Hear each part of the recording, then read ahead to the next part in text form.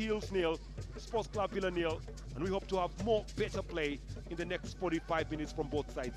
And that's it from Barry 5, the first 45. And when we come back, it will be more of your 45 minutes of action. But let me take you back to Pupa House in Mengo, where the game is still locked on 0-0 between Villa and Arua Hills here in Arua. Don't go away.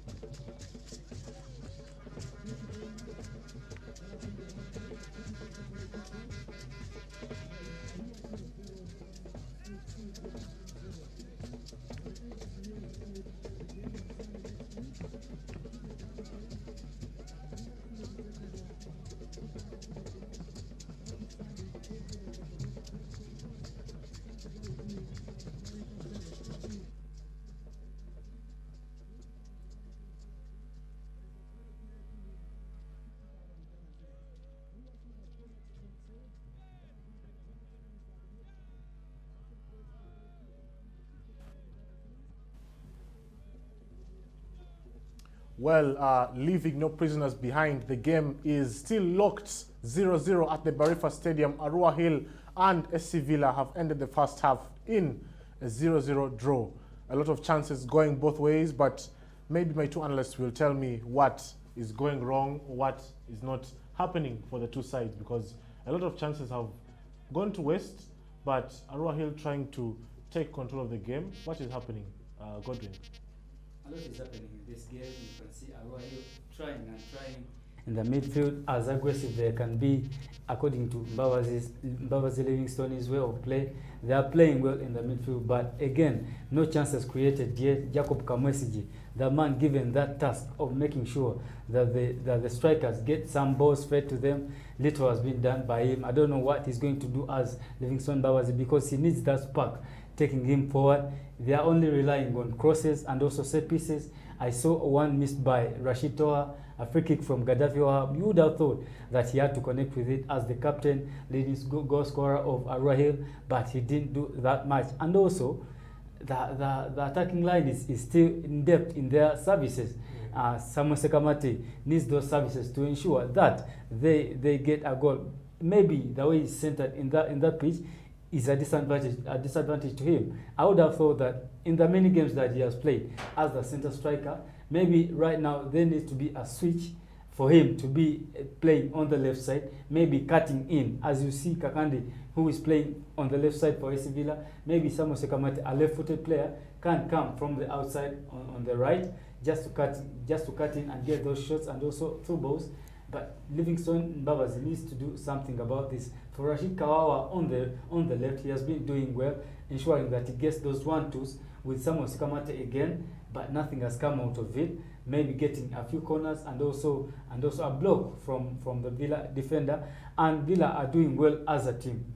They're ensuring that they don't concede. You can see Chirige doing well in those crosses, and also the back line of Giftfred and Kenneth Semakula are doing the exact instructions as they were given to them by the gaffer.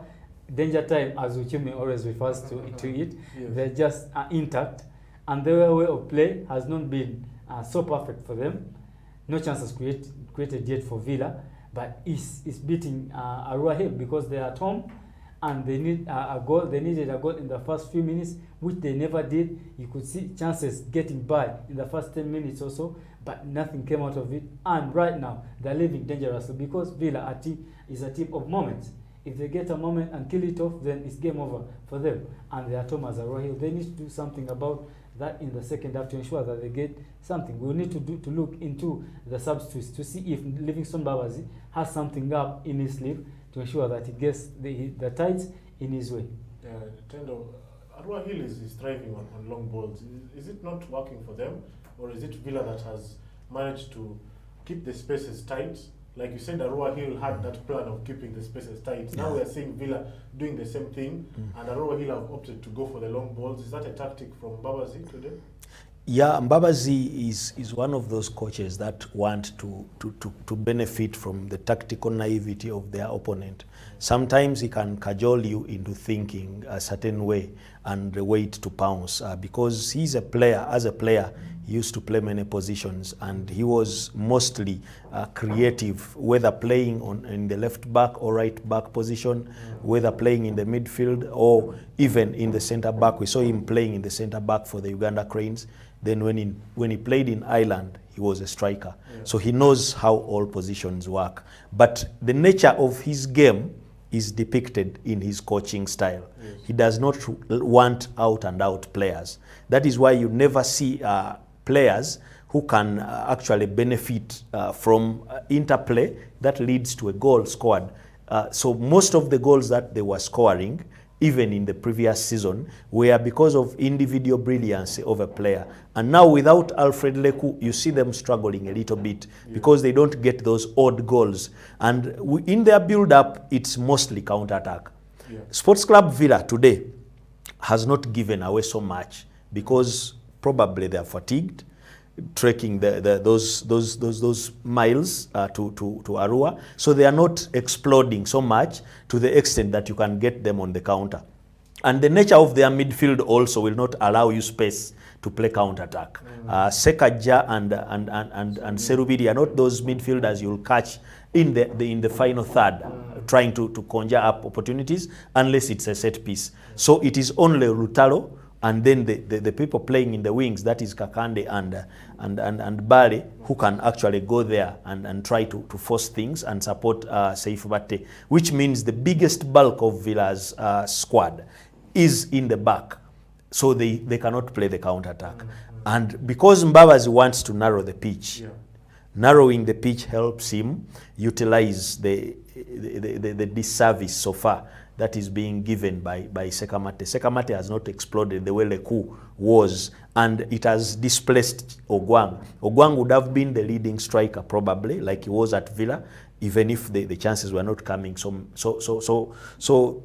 so much at Villa. But today he's supposed to play off Sekamate, and Sekamate is that striker who will come and get involved in the interplay. Which combination between Sekamate and Ogwang has not yet clicked. And the other person waiting to play on the blind side, which is Rashid Kawawa, is still coming out of that mental block. You see him, he has not exploded. We've seen him having a couple of shots. He doesn't look that confident. He's still thinking about that moment. You see, as a player, you get psyched by the experiences you go through. I think it was his first time seeing someone collapsing on the pitch, and worst of all, under a challenge by himself. I think he's still there trying to think, am I dreaming? Am I what? It can take a toll on you. Yeah, it can take a toll for some time. It's like seeing a person's leg broken on the pitch. If you are not a tough person, you might not get back so easily. So that is what is happening, and that is the opportunity they are missing on the blind side. So what they have to do is take those shots that you are seeing, but you cannot take shots to Medi Chibirige. Medi Chibirige is a beach soccer goalkeeper, always alert at all distances. Actually, the easiest way to beat him is when you get closer, because then being a beach soccer goalkeeper is more like a handball goalkeeper. They will want to choose sides where to anticipate a shot. But if you take the shot from long range, you see him easily getting them. And if they do not utilize getting closer, it is so hard to breach a goalkeeper of that stature. So that is how cagey the game is.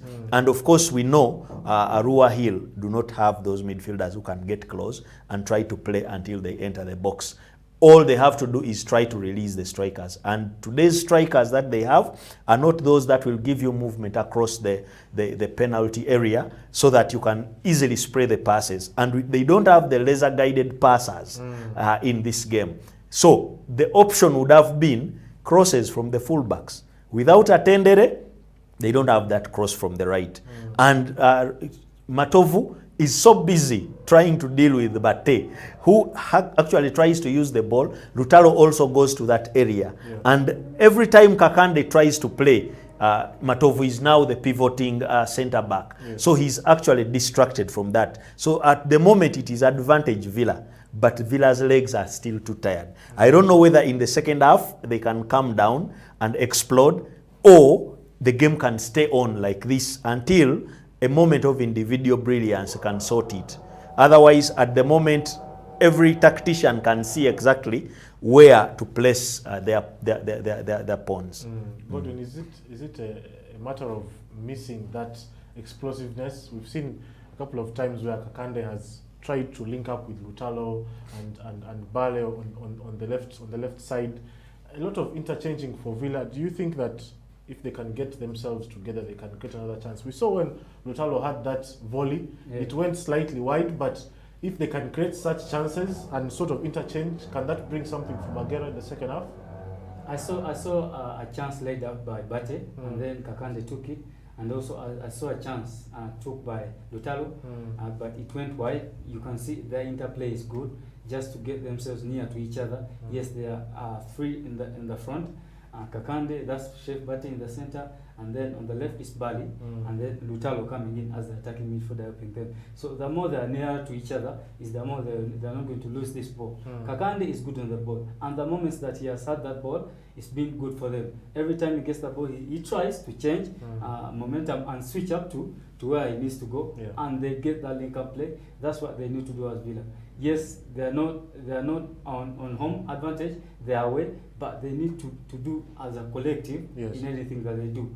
Just get the midfielder attacking Lutalo, that's Lutalo, just get him near to these players. That is Chef Bate, because Chef Bate right now he's searching for those fouls from the defenders, and he has got a few of them.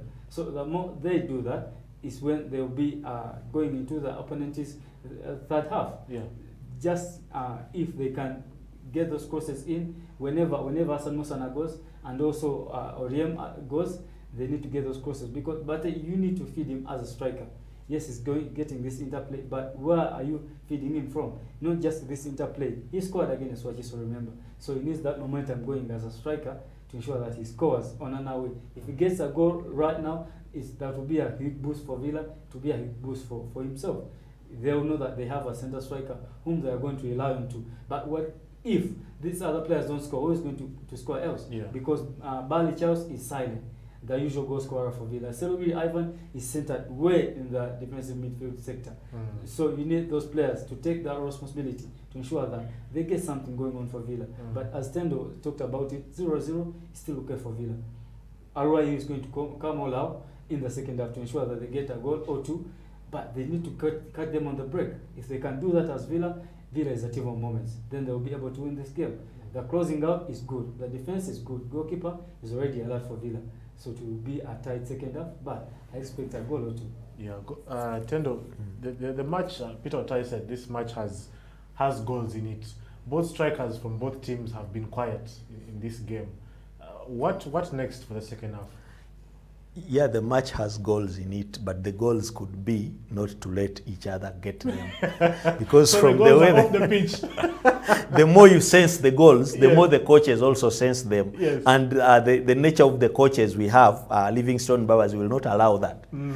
Ibrahim Chiria will not allow that. And of course, Jackson Magera will not allow that. And that is exactly what they are doing. You don't see Charles Bale getting opportunities to fly on the wing. You don't see Kakande dribbling past two players. The first one at the second position, he gets the hurdle where he has to pass. Because what he wants to do is beat 2-3 players and try to get a shooting opportunity. He's denied that. You don't see Lutalo. You see in that moment before the Lutalo volley, Rashid Toha was close to him, even spreading his body, trying to stop him shooting. Lutalo has some energy coming in. He's coming in from the under-20 tournament. So he's more buoyed up. And I think now they are missing, both sides are missing the spark plugs of the players that could actually ignite this game. This league so far has been ignited by young players. If you follow all the games that we are seeing, it is the young players who need something to prove in the league. And both sides are missing that set. Villa is missing Travis Mutiaba, and of course, Arua Hill are missing Innocent Media. They have all been doing S4 exams. So without them, the youngest players on the team have to perform. And we've seen Kakande proving that in previous games. But they know exactly. And the same way Kawawa there is being watched so closely. So I'll cut the goals have to come maybe via set pieces. Let's hope for that. Let's take you back to the second half for Arua Hill and SC Villa.